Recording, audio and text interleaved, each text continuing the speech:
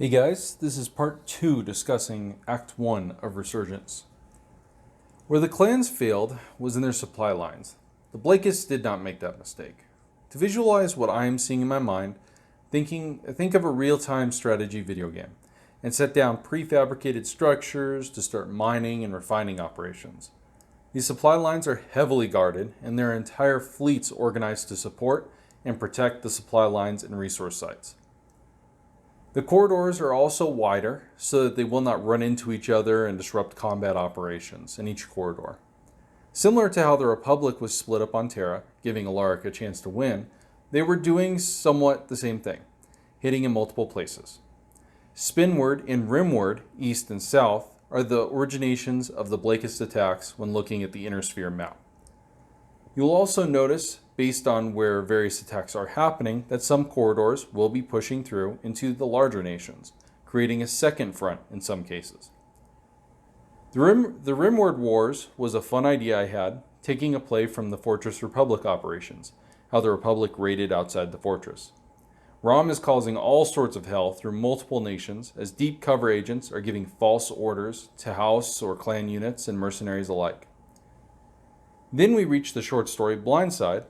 We see that if the two sides are not just killing each other, the ROM operatives do it themselves. These raids are going to disrupt national boundaries and leave worlds in positions where they don't know which faction controls them. It is also going to cause factions to go to war with other factions. The original idea for it came from the attack on the Capellan Confederation, and that it was done in such a way to have the Capellans attack the Federated Sons and Free Worlds League, hence the Rimward Wars. One of the biggest takeaways from all the renewed fighting was, where is this great Ilkhan? Where is this mysterious Ilklan? Where is the self-proclaimed Star League? The truth is, Alaric is overseeing a crippled Tumen. He doesn't have the manpower to actually make a difference at this point.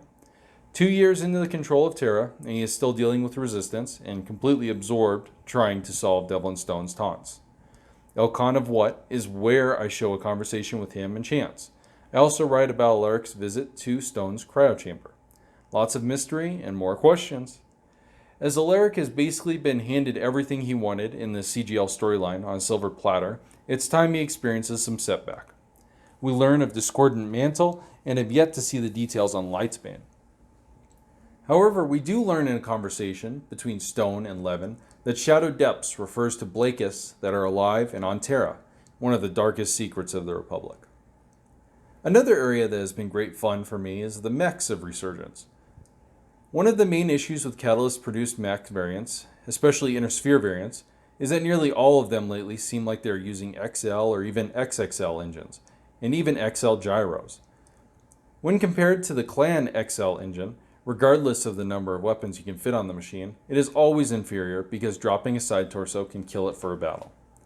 I have taken a number of machines and brought them back from the dead and made use of light fusion engines, which should be the standard for Inner Sphere mechs, and second to that, it should near always at least have a case. With mixed tech becoming the norm, every new mech should have variants with standard fusion, light fusion, and extra light fusion. There is a difference between imperfect and stupid. I chose to stick with imperfect in these new designs. Being in the Federated Sons, I enjoyed bringing back the Battle Axe and Jaeger mech with some solid designs. The Grizzly was given some solid upgrades as well, especially with the Rye Modder and Mastodon now in production.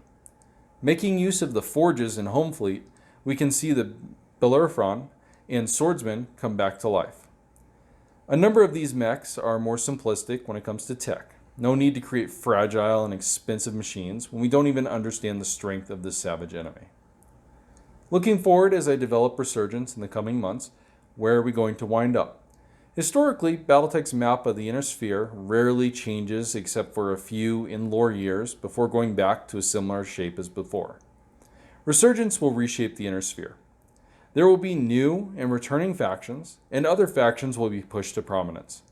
We see shattered, quote-unquote, sourcebooks, but Resurgence will certainly earn and keep the term. I'm not going to do any tech loss. At a minimum, the Helm Core is widely available and distributed, and the factions will have learned from this mistake with backups everywhere.